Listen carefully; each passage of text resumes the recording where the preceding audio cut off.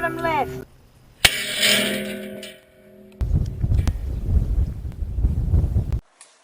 G'day everybody, and welcome to Mark and Sam After Work.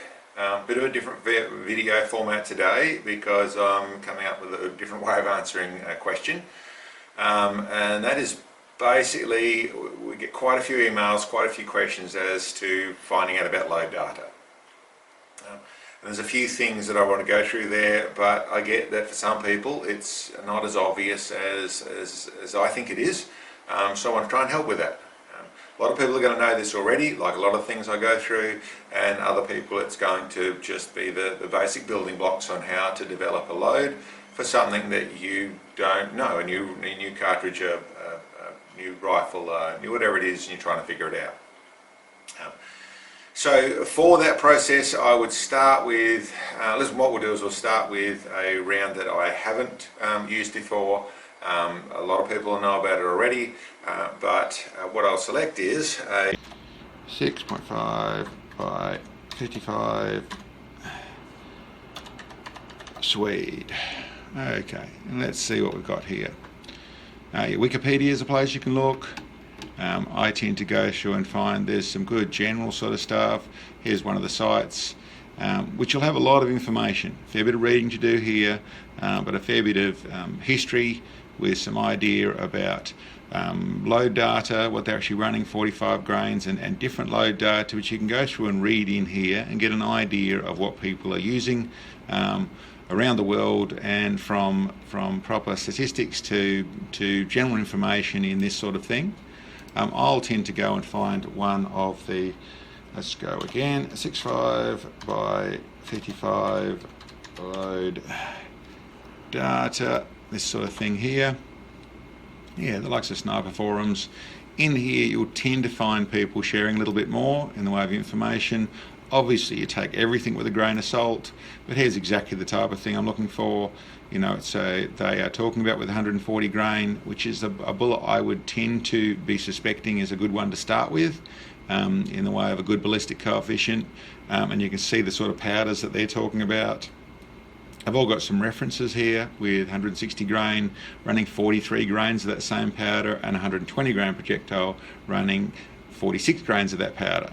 So you'll see down here, if you go through and read generally, you'll find lots of pieces of information. There's another powder they're running, but you'll tend to find general forum searches are going to tell you a certain amount about what people are running and give you an idea. Now, to make sense of that, you obviously work with what powders you have, but what I would tend to do is I'm going to use ADI because I'm over here in Australia. It's the stuff I've got good access to. I've got it on the shelf, but it's also stuff that I can buy. In here, I want to find powders. If we go into here, we can go into their ammunition site. We want to look up for data, and we want to go into rifles.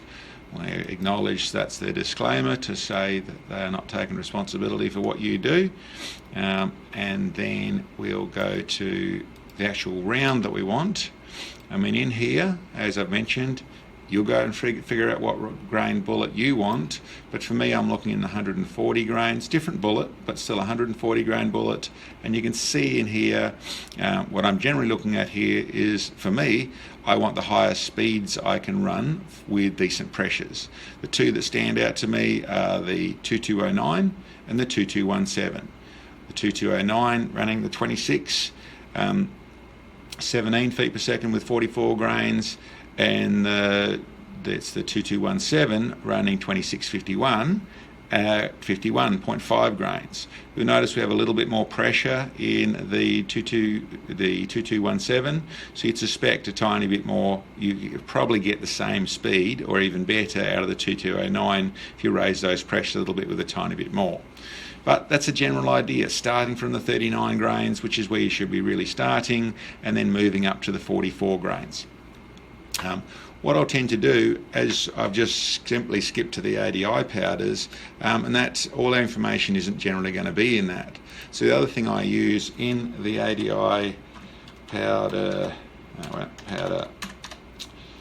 this is a site I use quite regularly. In here you'll see that I've got the powder equivalents, and this is the ADI, and then all the other different brands that they have equivalents to. If you go to the one I'm probably going to be using, the 2209, you'll see that's where the powders, we were talking in that other forum where they were mentioning both those powders, the H4350 and the IMR 4350. But it gives you a decent range, and also you've got your 2217, so once again equivalent powders. Now this doesn't cover everything, but it gives you a reasonable idea for a reasonable number of powders.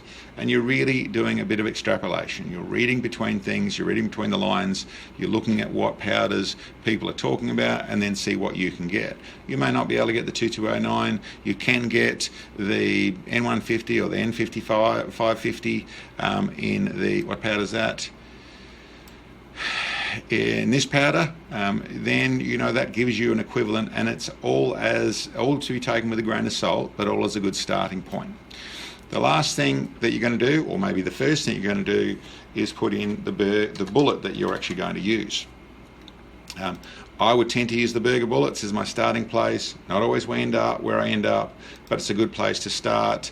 In target or tactical is where I would tend to be. You may be in hunting, you may be using Sierra Match Kings, but I'd use them. And what I want from here, I'm after the highest ballistic coefficient. That's why I'm using the hybrid target in the 6.5 caliber bullet. And you can see I need to have a 1 and 8 twist. So if you haven't got that twist, you should know that to start off with, but that's where I'm finding out that twist. You might get away with 1 and 9, but that's where I'm starting from. But overall, you can see in a fairly quick amount of searching, I have some general information, which gives me a reasonable amount of ideas. I have some more information coming into loads out of forums and what people have done. I have the ability to turn, once I've got a powder I'm sort of looking at, and I use this in reference to all those things, you can see that I've got powders that make sense in the speed they're getting. There are other choices, obviously, as we saw, that was also mentioned. This is also mentioned, but all powders that are mentioned, we get an equivalent, which means we can turn that one powder, whatever it is, into a powder that we might be able to get. And obviously we're checking out what our bullet is. Keep in mind that with our powder settings, we'll go back here. When we're talking maximum pressures, if we go to 140 grain in the 2209, if we're going to 44 grains, in your running in hot conditions, in a hot environment, I would tend to not start in that place. Truthfully, if you're inexperienced at this, it's your first time round, or you're be cautious about things, always better to start low. So start down in the 39 grains and work your way up. If you're in cold conditions, you can tend to be a little bit hotter, run a little bit more, but keep in mind, even in temperature stable environments or temperature stable powder, then don't try and push too hard, especially in hotter conditions.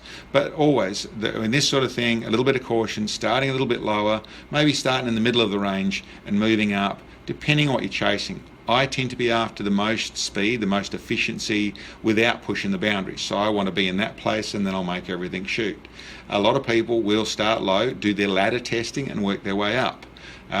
In some places, rifles simply shoot nicer when they are not being hit so hard by running maximum pressures. So running down lower pressures and having more consistency does suit some setups, does suit some shooters. But this gives you a good general place to be able to start everything from.